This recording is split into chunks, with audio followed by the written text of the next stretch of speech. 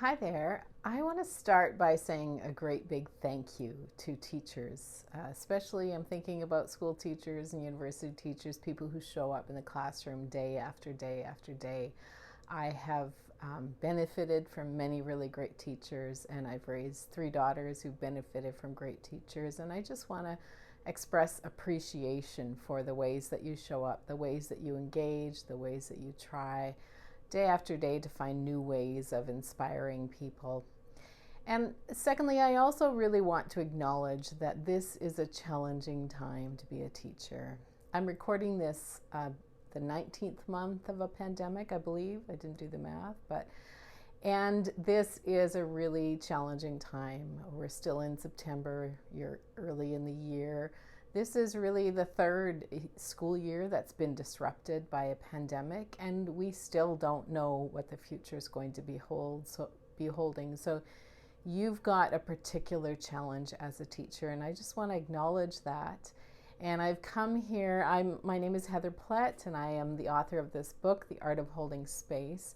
And what I've created this video for is I wanted to, first of all, thank you and acknowledge the challenge that you're facing. But then I thought I'd also offer you just a little free gift.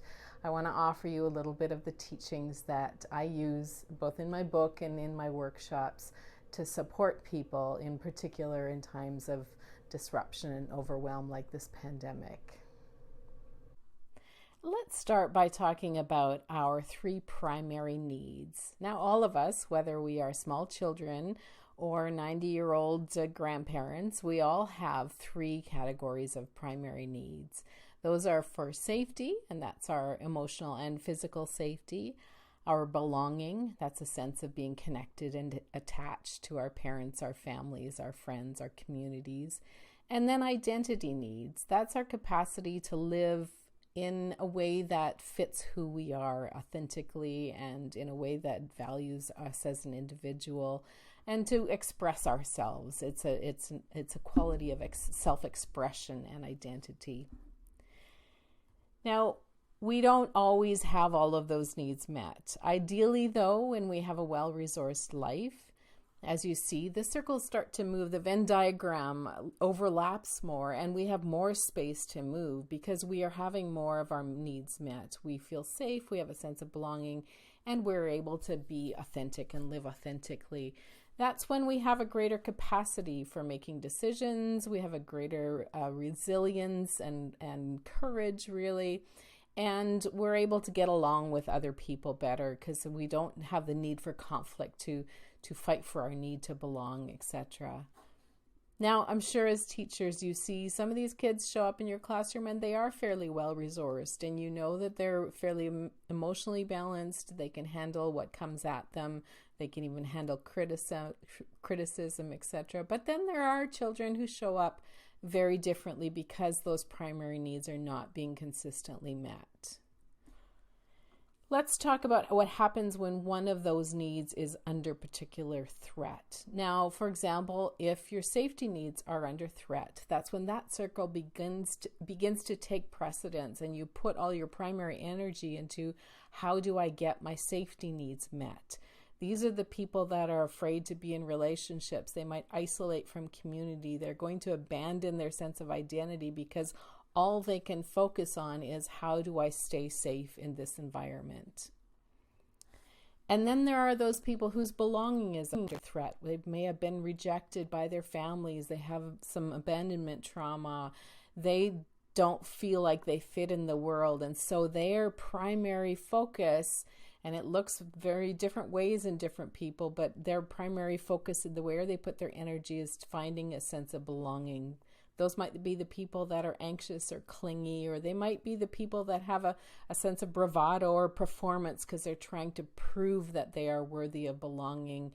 And they probably lack some trust in their own opinions and beliefs and maybe make some dangerous choices in order to find belonging.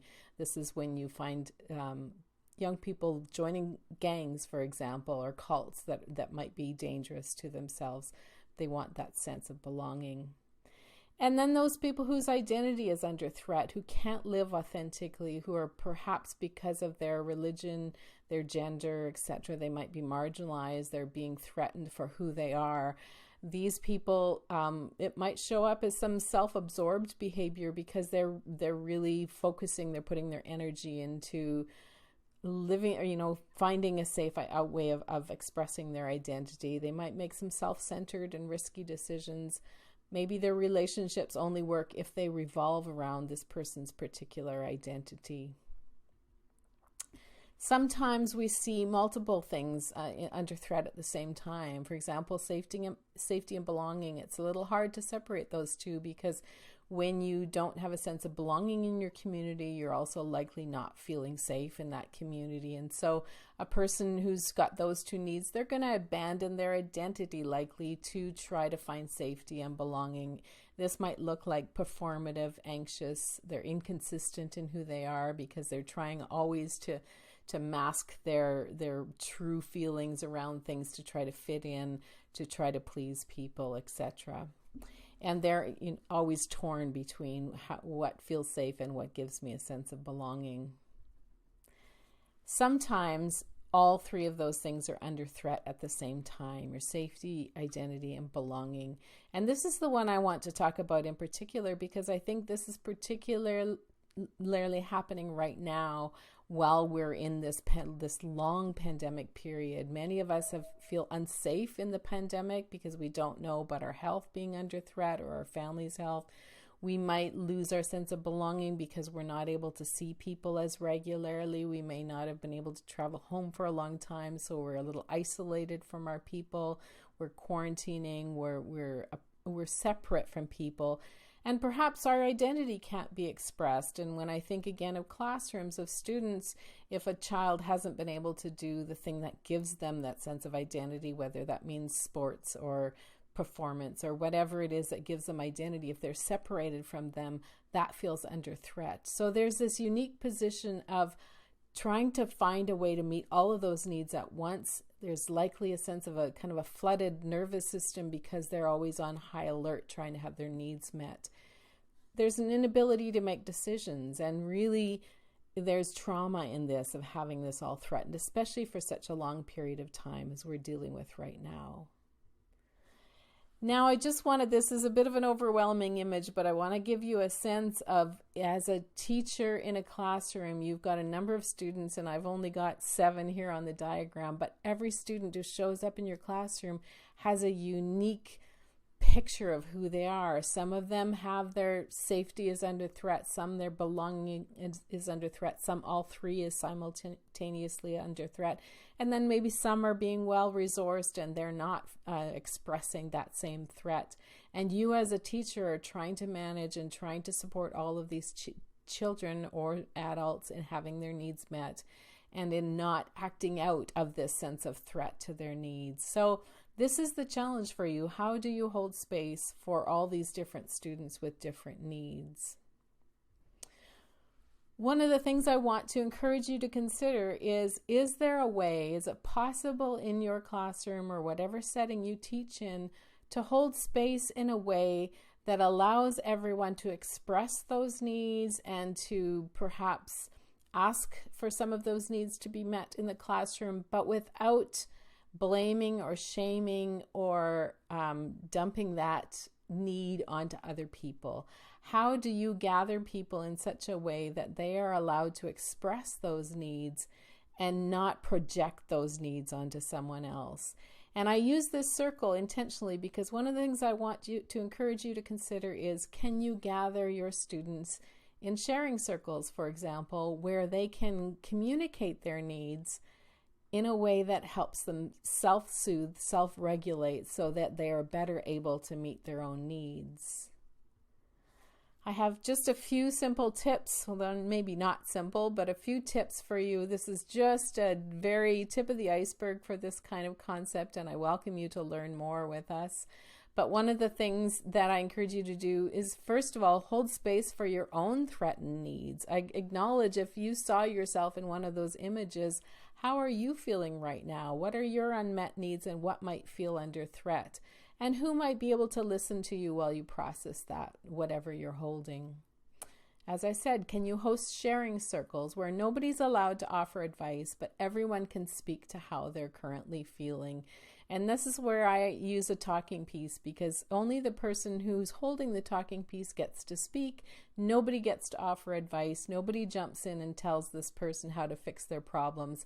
It's simply expressing so that we can learn to self-soothe and be present for each other. As a teacher, don't be a superhero. You can admit when it's too much for you, and you don't have to always go the extra mile. That's why the circle is really important, because we talk about a leader in every chair. This is about helping your students learn to develop the capacity to hold space for each other, so you don't have to feel like you are looking after every single child in the classroom simultaneously. And let go of the rubber balls. Anything that doesn't need to be done right now can let slip from your grasp. If you don't have a clean house right now, if you're not doing things perfectly right now, if it's taking you a little longer to grade the assignments right now, give yourself a break and allow yourself to be held and to be supported, and to let things go right now. If you want to learn more about this, I really welcome you to read my book, and I welcome you to check out our programs at the Center for Holding Space. We have an upcoming program where we teach people the basics in holding space, and you can take the basics or you can take all the way through. We have 5 modules of how to hold space for yourself and others, and I will include the link on this video. So thanks a lot for joining us for this, and I hope this has been helpful for you.